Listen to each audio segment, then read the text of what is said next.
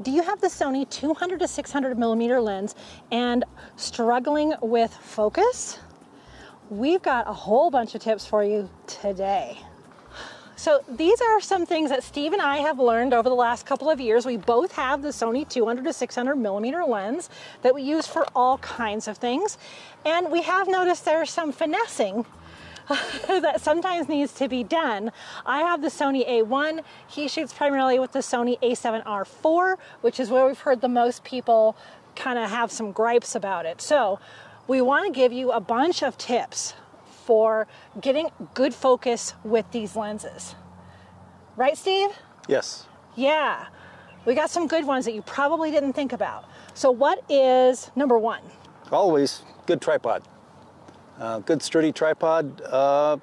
There's no way you can handhold a camera as steady as a tripod's going to hold it. And that's the first thing you need for really sharp focus. There's a couple of different materials. The two main ones are aluminum tripods and carbon fiber. Aluminum's generally more rigid, but it also transmits vibrations much more easily. Whereas your carbon fiber, it's a little more flexible, but it dampens out vibrations very quickly. Carbon fiber is the way to go on that one. If you want to know how good your tripod is at damping out vibrations, set it up, and once you get focused, switch it over to manual and do the manual magnification, and then just kind of tap your tripod and see how much shake you get and how quickly it disappears. The better the tripod, meaning the more expensive the tripod, the quicker that vibration should disappear. Awesome. I think that's kind of one of the first things that you should try, right? That's awesome. Okay, tip number two is, this sounds strange, but update your firmware. Your lens has firmware. So there is a way to update that through your computer. I would suggest, if you're going to update the firmware of your lens, also update the firmware of your camera so they just work better together. I had this trouble with my 70 to 200, and once I upgraded the firmware, all my troubles went away with that lens. So definitely make sure. Now, when you buy these brand new, they probably don't have updated firmware. So that's the first thing you should do with your gear when you get it, is make sure all that firmware is updated, because it could get rid of some of the things that are really bugging you. Hey Steve, tip number three. Letting your equipment equalize to the ambient temperature. Okay, this comes from my experiences with telescopes a long time ago. You pull it out of a hot car or a warm car into 0 degrees weather, things are in flex, and the differences between the ambient temperature and the equipment temperature will actually create small air currents. So if you let that set for 10-15 minutes and kind of equalize, you'll see those effects go away also. And this is a minor, it's not a big effect, but if you're really going for super sharp focus, it is an effective, it does have an effect on it. Yeah, and you were saying that's inside the lens, the air currents. Yeah. Yeah, okay, Yeah. That's super interesting. Yeah, there's enough space in here that you can get small air currents inside. Yeah, for my physics days, it doesn't take a lot of space to help for air currents to generate, so. Oh gosh. Yeah. Okay. Well, that's good to know. I think we think of the super extreme temperatures, but just like any temper variant. It's, yeah. Yeah. Okay. All right, cool. Tip number 4, it sounds really dorky, but it's happened to us I don't know how many times. Clean your lens. The problem with these is they have this really deep lens hood, and so things can be down in there. I have found spider webs. I have found spider webs in here, and we set these on the ground like this all the time. That's how they are in our dining room, and so things can accumulate in there and you won't even notice. And of course, when you change them off your body, rocket blow any kind of dust out of the other end as well. But definitely wipe off the lens front of these and just peek in here every once in a while. Yeah. I know, it's silly, but it's good. Number 5. Lens hoods. Even a very little breeze can set up a vibration in your lens hood. So if there's a breeze, you take the lens hood off. actually. It's kind of breezy right now. Yeah, and you'll lose that effect. Stronger the wind, of course, the more vibrations you're going to get to the point where it just spins the camera around, maybe. It's just another factor that you have to take into account. Like the wind buffeting this, that's really going to move it. We noticed that at the Great Sand Dunes when we went out there. So he took the lens hood off, put it on a tripod. I think you used a timer. We had our car shielding us and us shielding the camera. So anything you could do to stop the wind from moving this big lens. And it's right now we've got a fairly light breeze, but if I put the hood on, lens hood on, I can actually see that vibration. Yeah. So. Yeah, true. Number 6 is your settings, kind of like what you would think. This is, if you have this all the way out to 600, you should have at least 1/600 shutter speed. We all kind of know that, and the faster the subject and the shakier you are, the higher that should be, right? But I need you to also consider your f-stop. So the widest f-stop on this is 5.6 when you're back at 200 mil, and it's 6.3 when you're all the way out. Now, the widest, the extremes of your settings are never going to be as good as just something slightly in the middle. So instead of shooting at 5.6, if you're having trouble, bring it up to 7.0 or, a little bit higher. 8, if you have enough light, go to 8.0 with your aperture, and I have really, really noticed this helping. That shallowness is just too much sometimes at that extreme end, that once I pop it up to f7 even, it's so much sharper, so much sharper. I was kind of surprised. I've been running this experiment 2 years, and it does really help. Not just your shutter speed, but your aperture. Steve, number 7. Number 7. Remote shutter releases. More importantly, remote wireless shutter releases. You've got the timers in here, in your camera, so if you want, you can, set a delay, and that's usually enough to give vibrations time to damp out. The problem being, of course, if you're waiting for, say, wildlife, waiting for that one shot, and then you got a 10-second delay after it occurs, you lose the shot. With the remote shutter, bang, done. And I don't even have to be close to the camera to get it, so I can be shielding it with the wind or whatever, and I don't miss my shots.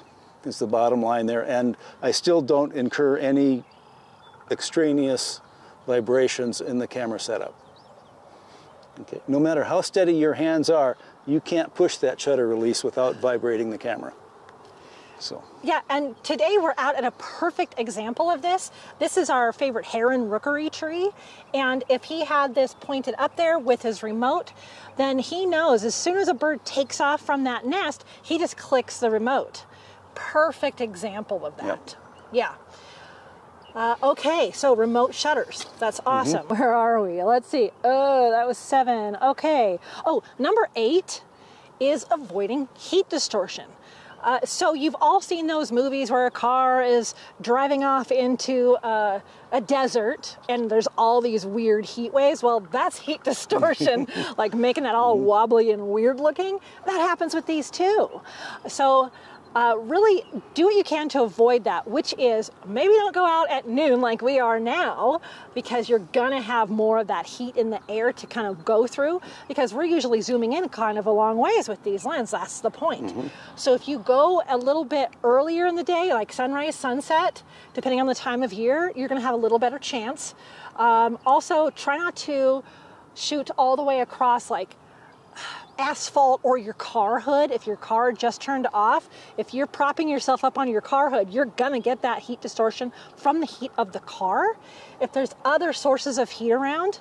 And so this I see a lot in the summer, but honestly I also see it in the winter.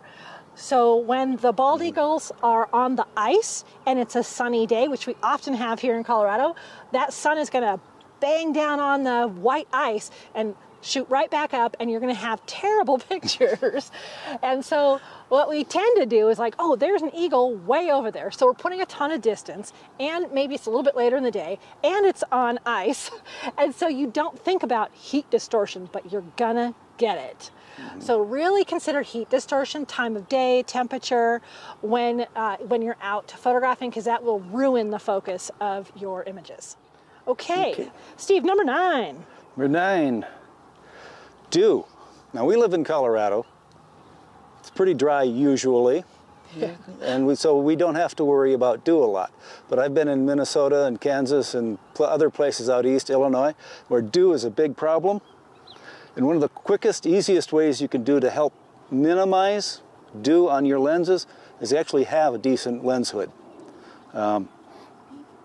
Again, this is from the old telescope days, where those telescopes where you actually have a lens on the front of the telescope, and you'll see astronomers wrapping, or amateur astronomers anyway, wrapping cardboard tubes around their telescope to create a really deep hood. The deeper the hood, the more protection you're going to get from dew. And in fact, if you really, really want to get crazy, you can get a very low-powered heat tape and wrap around it, so you provide some heat to keep the dew off of your lens also, although that introduces other issues in there. So does that introduce heat distortion a little bit too? It may. It might, It yeah. may. Okay. So.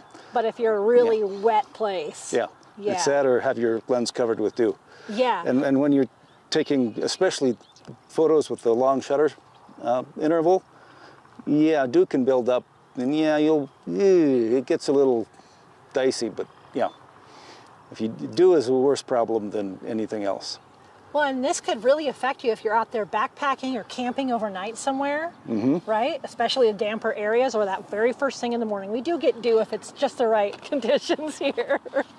Okay, we have a few more. If you're finding this helpful, we'd appreciate, a thumbs up. Also, thumbs up for effort. We tried to film this yesterday, but we were eaten by mosquitoes. Our dog was crazy, and we were very distracted by a couple of coyotes. So thumbs up if you're liking it so far. We have a few more. I think, what are we on, number 10?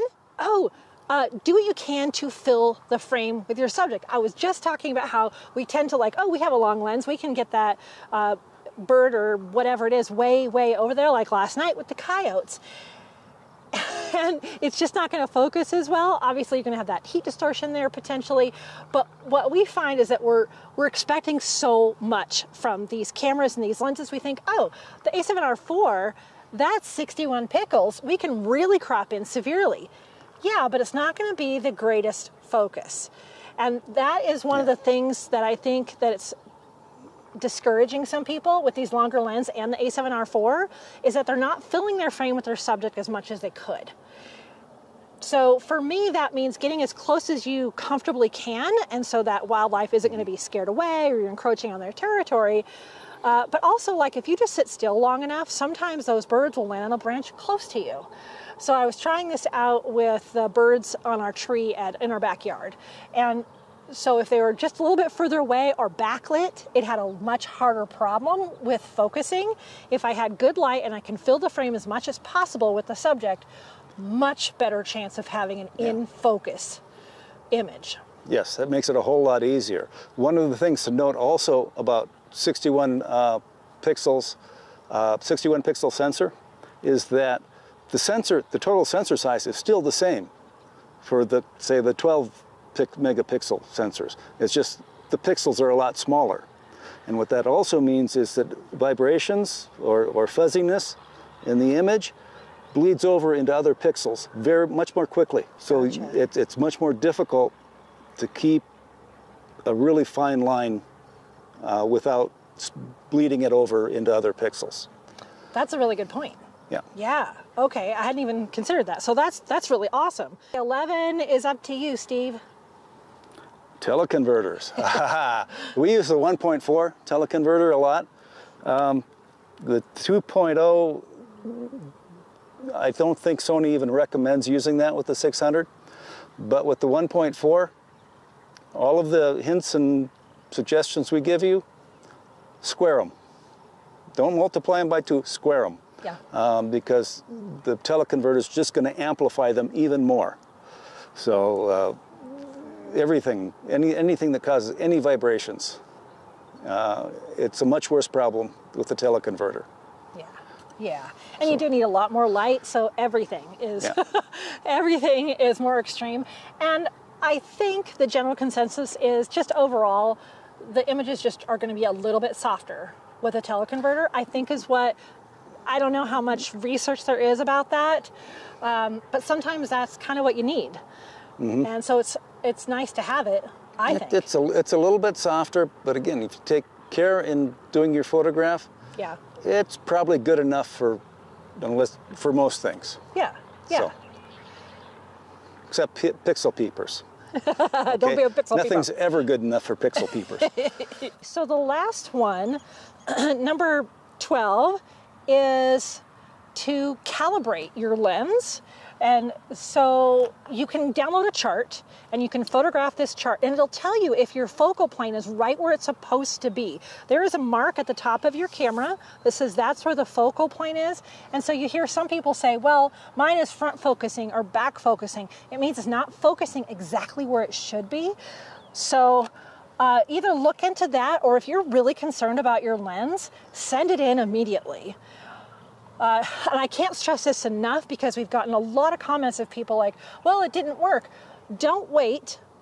Try all of these other things, all these other steps, and if it still is having a hard time, send it in if you're in warranty. Send it in to be checked or exchange it. There could be something wrong. And one of the things that's really touchy is these are very heavy lenses on these little cameras. So this point here gets stressed really easily. So you'll see I carry mine by the foot here. He's got his often on a tripod. We try not to drop them. Some of us do. But we have had to send his setup in a couple of times just for sometimes minor things that we didn't think made a difference. But if you have any doubt at all, send it in for warranty inspection and possible repair immediately. Couple of notes on that. One, if you need to calibrate it, that may not be due to a defect in manufacture. It's just the differences in tolerances. You don't machine these things to the exact position. They're always plus or minus some amount. Okay. And if you get all the pluses on one side or all the minuses on one side all the way through the manufacturing process, it can get so that it needs to be recalibrated with that lens on that camera. I don't know how much of a problem that is on these newer lenses, but it's a possibility. Yeah, that's true, because that's stuff I did with my lenses 10 years ago or so. I don't hear as many people talking about it now, but it could be a factor. Okay. Oh my gosh, that's all 12, Steve. Yep. Look at that. I hope we've given you a lot of kind of out-of-the-box ideas to help you with focusing these big 200 to 600 millimeter lenses. If you have more suggestions, please do type them in the comments because everybody would appreciate that. The next person that writes a comment might see yours and get some inspiration. So we love that in our comment section. We have a lot of other videos about this lens. So take a look at the 200 to 600 millimeter playlist. And all of our different videos about our input and our experiences with this setup will be in that playlist. If there's anything else you want to know about these lenses or these cameras, let us know. We're always looking for video ideas that would be helpful to you. Yeah? Yes. Well, that's what we have for you in this video. I hope you enjoyed. Hope you subscribed if you like this and tell your friends. And we'll see you in the next one. All right? Okay.